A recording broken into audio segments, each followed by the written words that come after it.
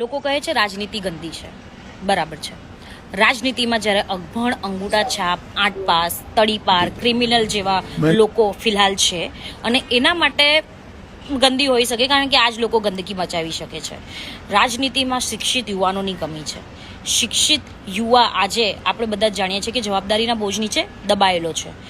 મારો ગુજરાત રાજ્ય તથા ભારત દેશના બધા જ યુવાનોને એક જ અપીલ છે કે તમે 2 કલાક કાઢો અને દિવસના 2 કલાક કાઢો અને તમારા ગલી મોહલ્લામાં અને સમાજમાં ચાલતા પ્રશ્નોને જાણો, સમજો અને એને ઉકેલવાનો પ્રયત્ન કરો.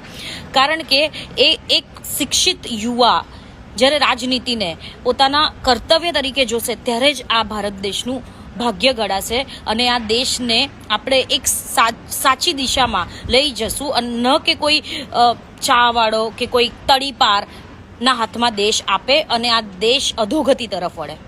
ગુજરાતમાં ચૈતર વસાવા, જિગ્નેશ મેવાણી અને અનંત પટેલ જેવા યોદ્ધાઓ રાજનીતિમાં છે, જેઓ રાજનીતિને પોતાનું કર્તવ્ય તરીકે જુએ છે. પ્રજાના પ્રશ્નો માટે તે પક્ષ જોયા વગર દિવસ રાત એમની સેવામાં હાજર થાય છે. આવા યુવાનોની ગુજરાતના 33 જિલ્લાઓમાં 3300 યુવાનોની જરૂર છે.